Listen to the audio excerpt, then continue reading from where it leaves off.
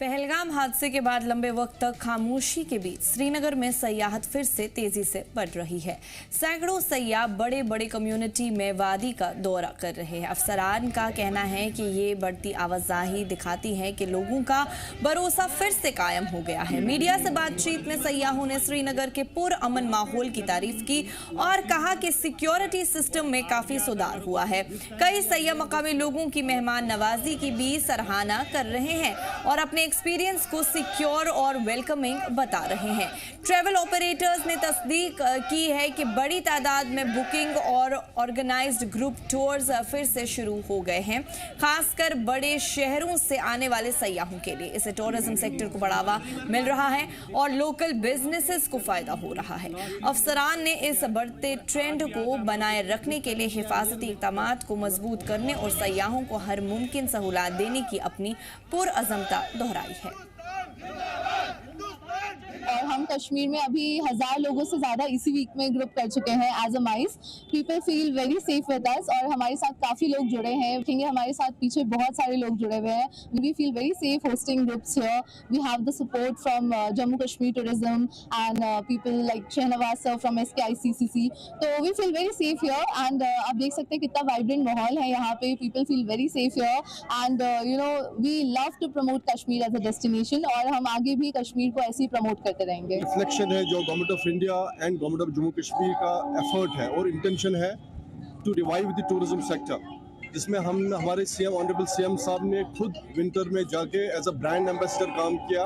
Country के जो भी मेन जो है स्पेसिफिकली मैं माइस टूरिज्म की बात करूँ तो नीश सेगमेंट से नीच सेगमेंट को फोकस किया जा रहा है, which has more power to generate an economic chain for the whole tourism stakeholders. 350 people delegates जो थे and these delegates are backed by purchasing power. इसका जो अलाइड सेक्टर्स पे इफेक्ट पड़ता है, that's why government of Jammu Kashmir and government of India they are both working to revive the whole tourism sector, and this was a good omen. This was just a beginning.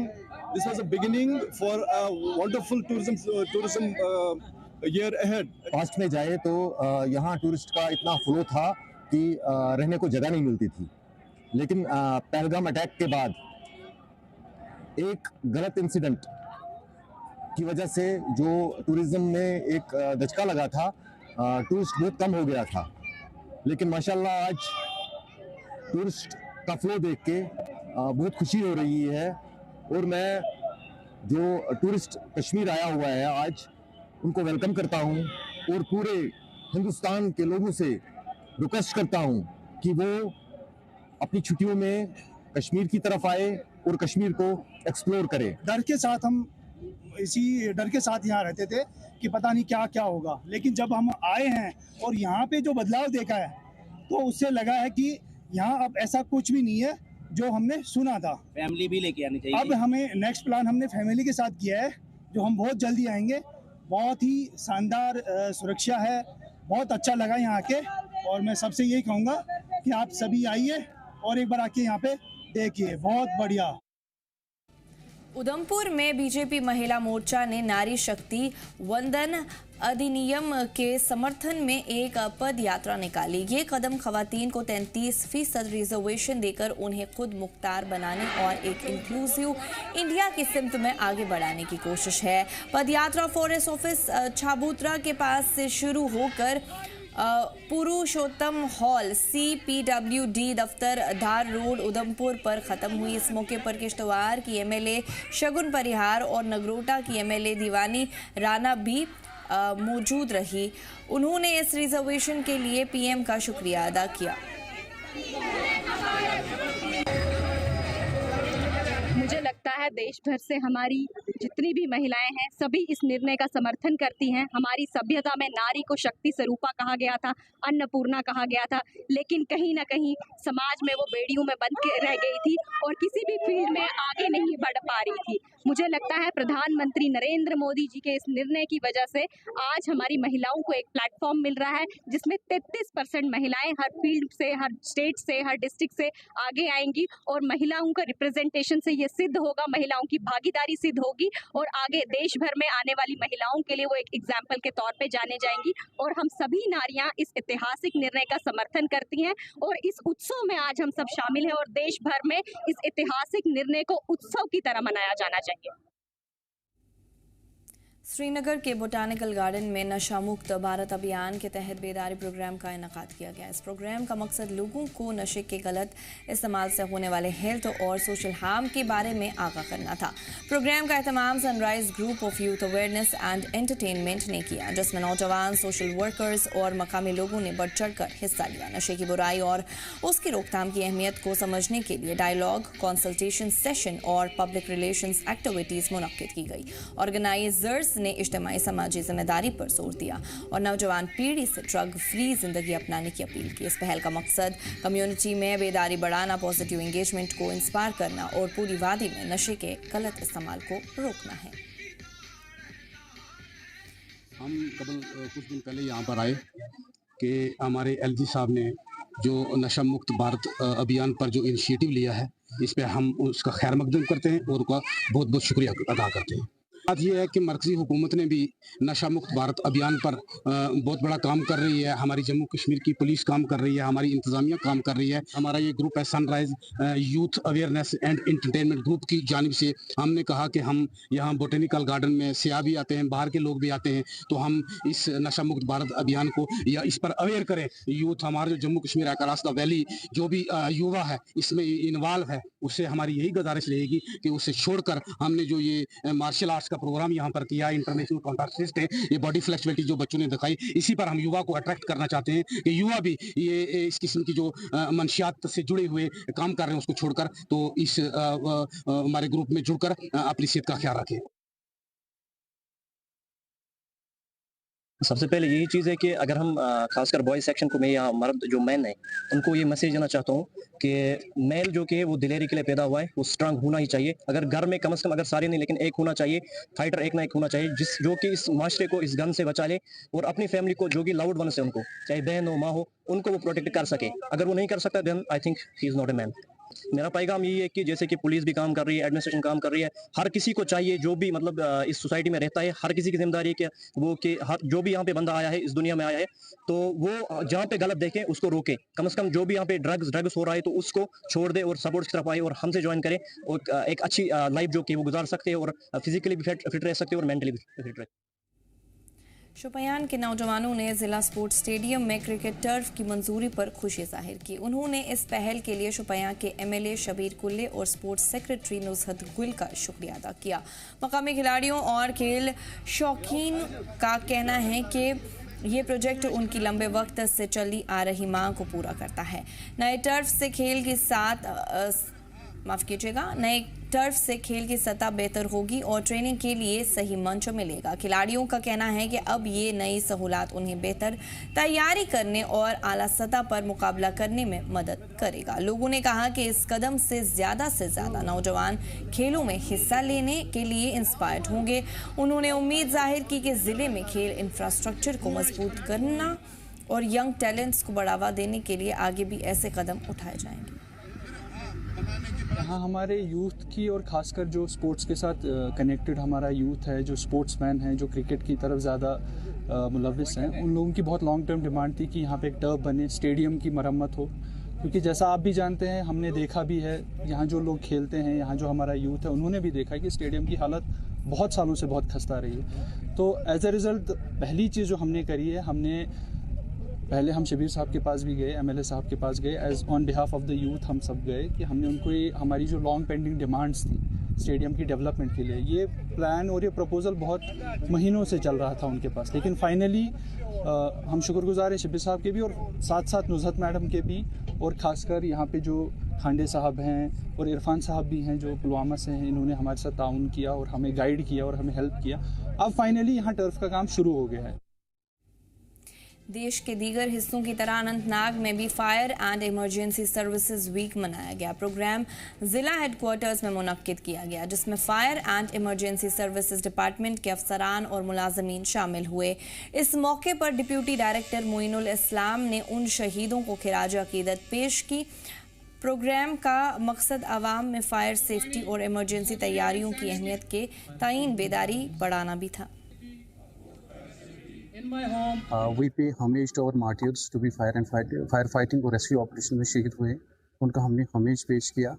और खास तौर पर आज के ही दिन से जो है फायर सर्विस वीक की भी इनिशिएशन हुई, जिसमें already ministry of home affairs, government of India और directorate of fire and emergency services एक कंप्लीट प्लान बना हुआ है, जिसमें डिफरेंट सॉर्ट ऑफ एक्टिविटीज़ और इवेंट्स होने वाले हैं, जिनका सोल पर्पस यही है कि जो फायर सेफ्टी है उसको ज़्यादा से ज़्यादा हम पब्लिसाइज करें और फायर सेफ्टी अवेयरनेस को ज़्यादा से ज़्यादा प्रमोट करें।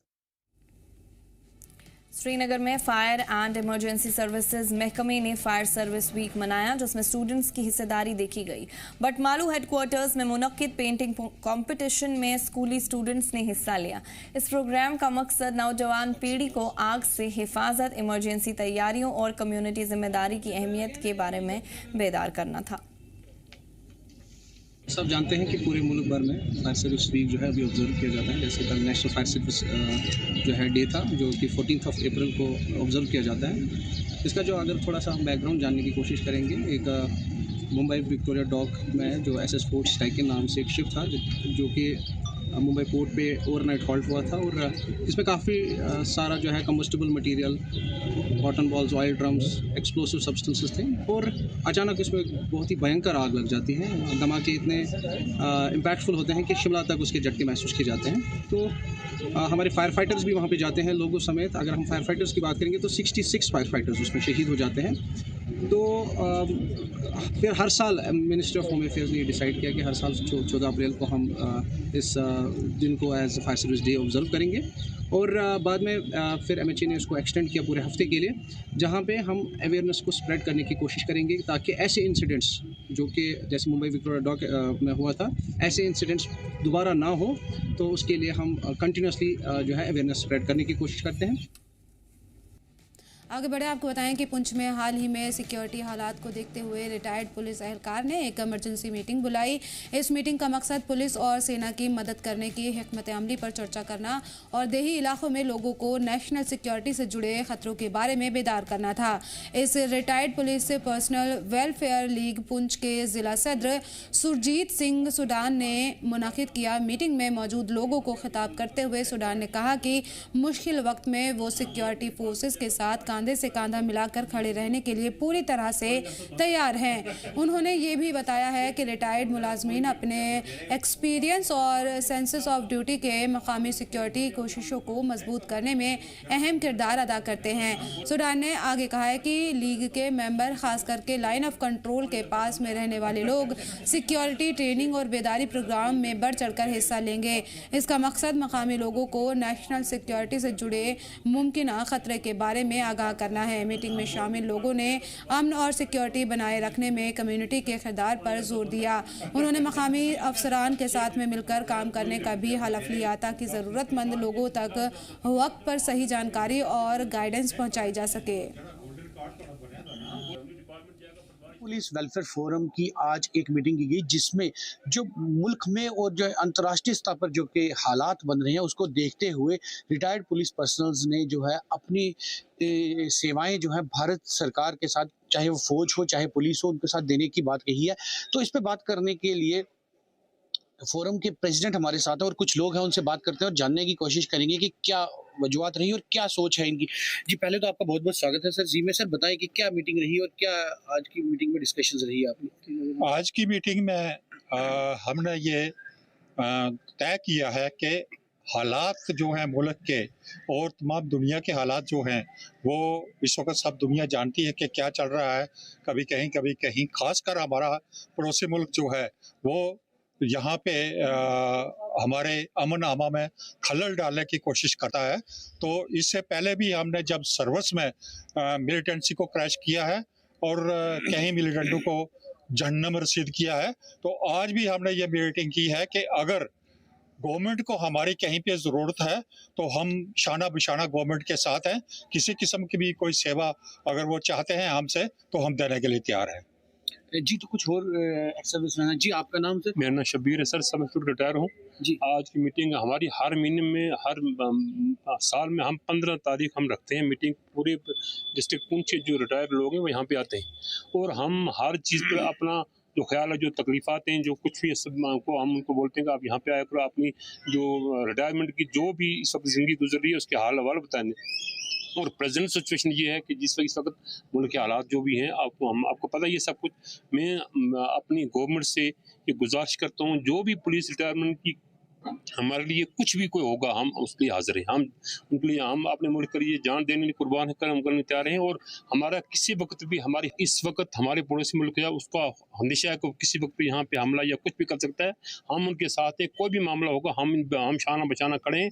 और मैं तमाम रिटायर्ड पुलिस पर्सन को ये गुजारिश करता हूँ कि वो हर वक्त 24 घंटे हम पेंशन लेते हैं ताकि हम हाजिर रहें और ताकि गवर्नमेंट के साथ रहें और हमारी जो तकलीफात है गवर्नमेंट खुद ब खुद दूर करेगी। जो हमारे तकाज़े कुछ भी है हमारे करेंगे और हमारे बच्चों का खुद ख्याल है कि हम मुल्क के साथ। जय हिंद, जय जम्मू कश्मीर। तो ये थे रिटायर्ड पुलिस पर्सन जिनका ये कहना था कि इन्होंने जो सर्विसेज हैं अपनी पूरी services Jammu and Kashmir police में दी है और सर्विसेज के बाद आज रिटायर होने के बाद भी ये लोगों के लिए और भारत सरकार के लिए आगे आने को तैयार है और अपनी सर्विसेज लोगों को देने के लिए तैयार है। अगर सरकार को कहीं पर भी जरूरत पड़ती है तो ये अपनी सर्विसेज देने के लिए तैयार है। जी जम्मू कश्मीर लद्दाख के लिए पुंछ से अनुभव मिश्री की रिपोर्ट। सीएम के सलाहकार नासिर असलम वानी ने कहा है कि war and the global economy को नुकसान पहुंचता है और इसका कोई परमानेंट सोल्यूशन नहीं है। उन्होंने ईरान, अमेरिका और इजराइल के बीच में बढ़ती कशीदगी की मिसाल देते हुए बताया कि आर्म कॉन्फ्लिक्ट फाइनेंशियल इंस्टेबिलिटी, कारोबार में बाधा और आम लोगों की परेशानी को बढ़ाते हैं। मकामी सतह पर उन्होंने एलपीजी और गैस डिस्ट्रीब्यूशन एजेंसीज को कड़ी वार्निंग दी है कि वक्त पर गैस की सप्लाई यकीनी बनाने पर सरकार सख्त कार्रवाई करेगी। जरूर किए, जिन्होंने ब्लैक मार्केटिंग की उनके खिलाफ कार्रवाई हुई, जिन्होंने होर्डिंग की उनके लिए खिलाफ कार्रवाई हुई। हम आज भी ये कहते हैं हमारे पास कोई कमी नहीं है गैस की, हमारे पास फ्यूल की कोई कमी नहीं है, लेकिन हम लोगों को एक आदत है कि हम लोग होर्डिंग कर लेते हैं। अगर मेरे घर में 1 सिलेंडर की ज़रूरत है, मेरे पास 3-3, 4-4 भरे हुए होने चाहिए। और हमने ये भी देखा जिन गैस कार्ड्स पे पिछले 10 महीने से गैस नहीं निकाला गया था, आज वो भी लाइन में खड़े हो गए। हम लोगों को ये नेचर है, हम लोग चाहते हैं कि सामान जमा, अगर वो ये ना करें तो मुझे नहीं लगता कहीं उम्मीद तो है कि होना चाहिए और ये मसला हल हो जाना चाहिए और ये जंगबंदी परमानेंट होनी चाहिए। इसके असरात सिर्फ मिडल ईस्ट में और ईरान पे नहीं है, इसके असरात पूरी दुनिया में। हम लोगों की इकोनॉमी को खतरा है, हमारे तो फ्यूल क्राइसिस का खतरा है, हमारे पूरे ओवरऑल जो एक माहौल खुशी का था ज़िंदगी गुजारने का उस पर असरअंदाज हो रहा है। ये हर रोज़ शाम को आदमी परेशान रहता है कि आगे अगला कदम क्या होगा इन दोनों मुल्कों का। और खतरा तो ये भी रहता है कि कहीं ये न्यूक्लियर वॉर ना हो जाए।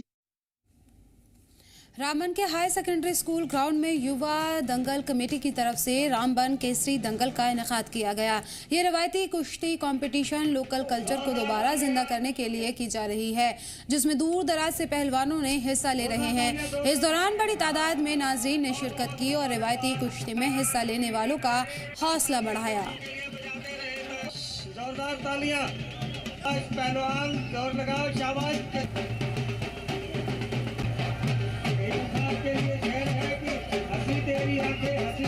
जम्मू वर्सेज पंजाब बकाया है, मेहरबानी करके बैठ जाए नीचे। तो मैं बटौत के लोगों का, पूरे JNK के लोगों का, जो अपने खासकर रामबन जिला के जो जिन्होंने सहयोग किया, मैं उन सबका हार्दिक धन्यवाद करता हूं।